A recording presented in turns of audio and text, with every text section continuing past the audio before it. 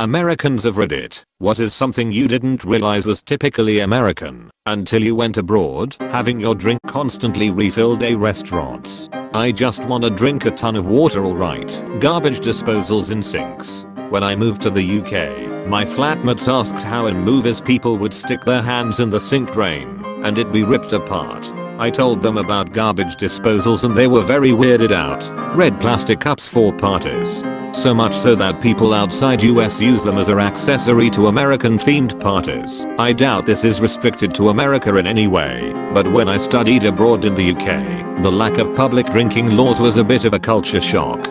Being able to walk outside with a bottle of beer was very freeing. Root beer is apparently disgusting and an offense to most of the world's palate. Having plenty of free bathrooms around for the public to use. When I went to Australia, I found out very quickly that no one down there roots for a team. They go for a team. So when I said I root for the Red Sox, I got a lot of weird looks. Rooting means effing in Australian. Free public restrooms. When I visited Europe, I thought it was the strangest thing that you had to pay to use a public restroom. There's a big shortage of water fountains once you leave the US, I've noticed. Sugar. When I visited Japan, even some of their sweetest desserts pale in comparison to how much sugar is in American food. Not an American, but I can always spot Americans at the airport because they take off their shoes at security, even if it's not required. Portion sizes. My high school senior trip to London. As a typically ravenous appetite 18-year-old, I couldn't get over how small everything was. Standard dressing like to do stuff like grocery shop. Went to the Netherlands for about 2 weeks, and we never saw anyone dressing comfy. Like, everyone looked nice, everywhere, at all hours. You catch me walking through Walmart at 3 AM and I'm wearing old PJs, whatever shirt I happen to exist in, and I'm probably not wearing socks. I was struck by the extent to which nobody talks to strangers in Northern Europe. Even in big cities in the US, people will talk to each other sometimes in line, on the subway, etc.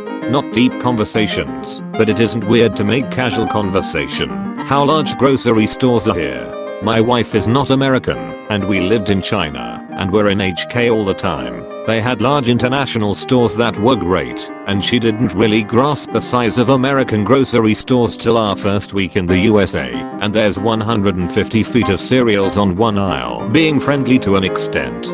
I checked in at a hostel, and walked into the lounge area where people from all over the world were just chilling. I kinda introduced myself to the whole room, and someone goes, "You're from the States, yeah?" And I'm like, "Yeah, how do you know?" They said, "Only an American will walk into a room of strangers and introduce themselves to everybody." My British friend makes fun of me for how much cheese I use in my cooking. Doesn't stop her from inhaling my potato casseroles, but there you go. Buying stuff and the cashier putting your items in a plastic or paper bag.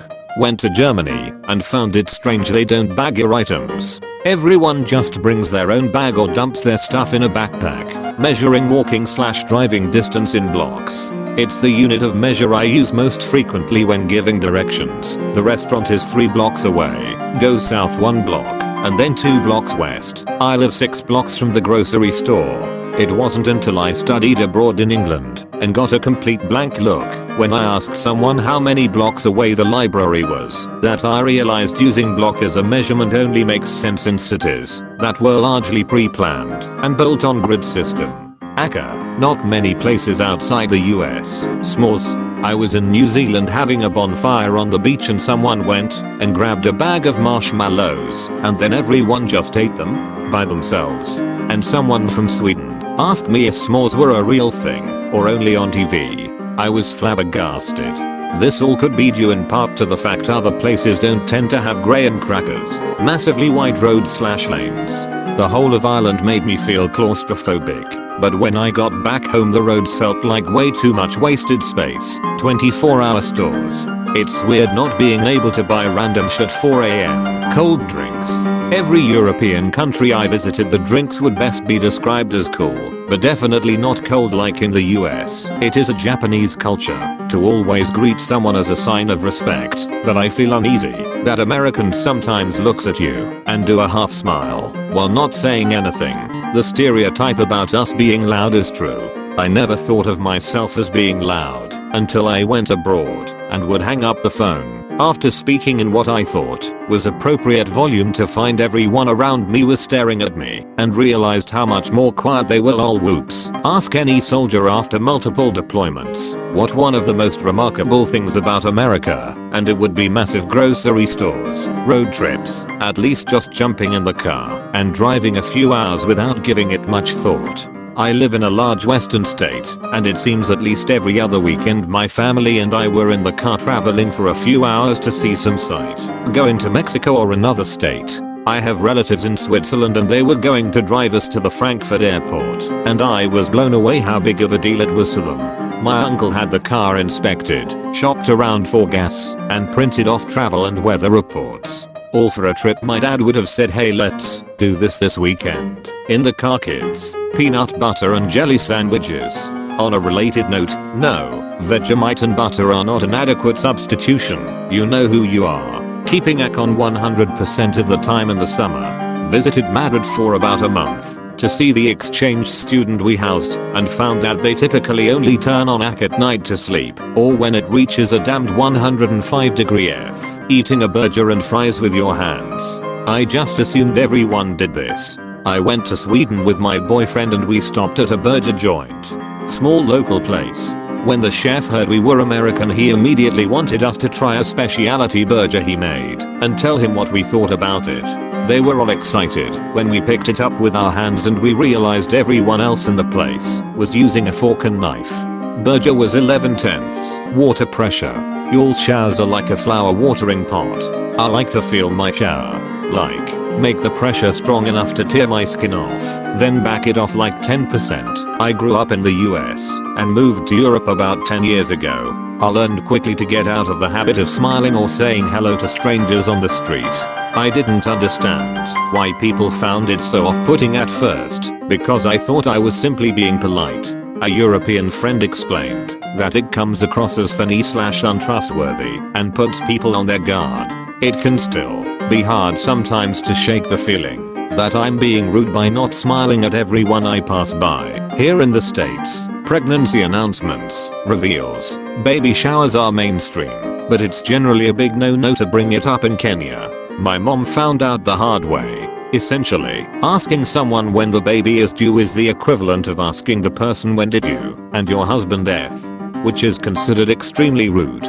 The lady my mom asked was gracious about it, but said if we were not such good friends I would have slapped you. I'm not American, but visit the US a lot, and I tell you, almost all Americans has this habit of giving the half smile look to anyone. That is not just normal anywhere else. Getting to choose from like 50 different types and subtypes of sodas. Hearing commercials advocating you to go to the doctor and demand a prescription for whatever fantasy pill is new to the market on the radio like it is no big deal.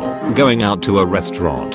In America, you are seated as soon as possible, and then they bring you drinks, appetizers, entree, dessert, and then check as quick as they possibly can, if it's good service, for a total time of 45 minutes to an hour and a half-ish. Staying past this time is seen as a bit rude. In Europe, going out to eat seemed to be more of an event that you slowly enjoyed for a longer period of time. First, they bring you drinks and an appetizer for the first hour. Then the second hour is the entree and dessert. Then it's more drinks for another half hour or so.